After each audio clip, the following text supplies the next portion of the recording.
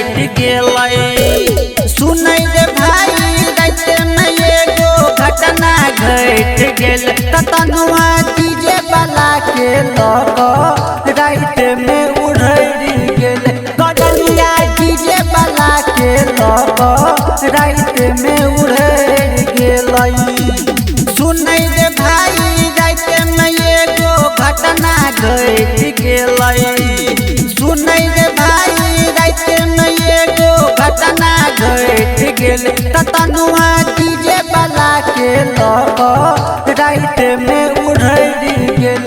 गडलिया DJ वाला के लग रात में उड़ैत गेलै।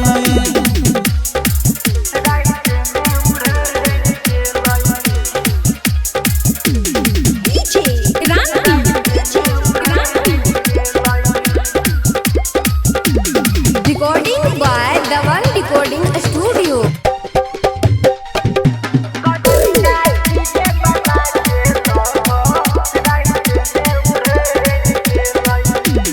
कुछ दिन बाद छौरी के यारवा रहे रहियो कर शादी। माई बाप के नाम हंसल कर दिलकै बर्बादी।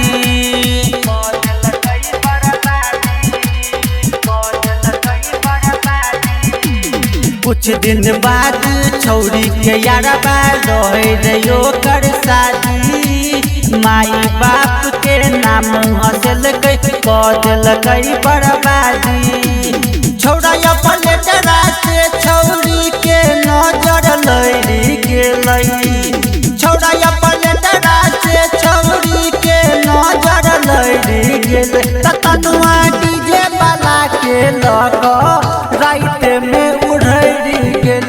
गडलिया डीजे वाला के लग रात में उड़ैत गेलै। तनुआ डीजे वाला के लग रात में उड़ैत गेलै।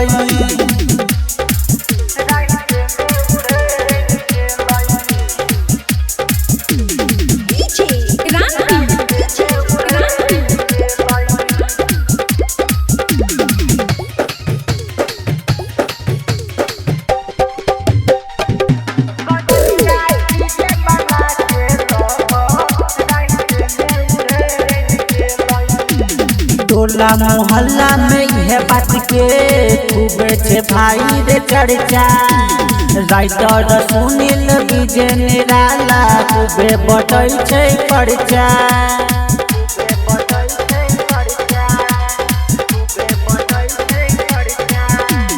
टोला मोहल्ला में यह बात के खूब छे भाई रे चर्चा।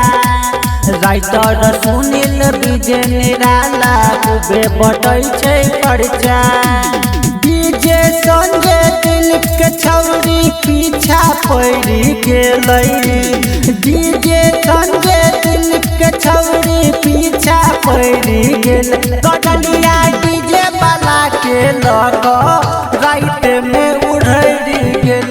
तनुआ डीजे वाला के लग रात में उड़ैत गेलै। गडलिया डीजे वाला के लग रात में उड़ैत गेलै।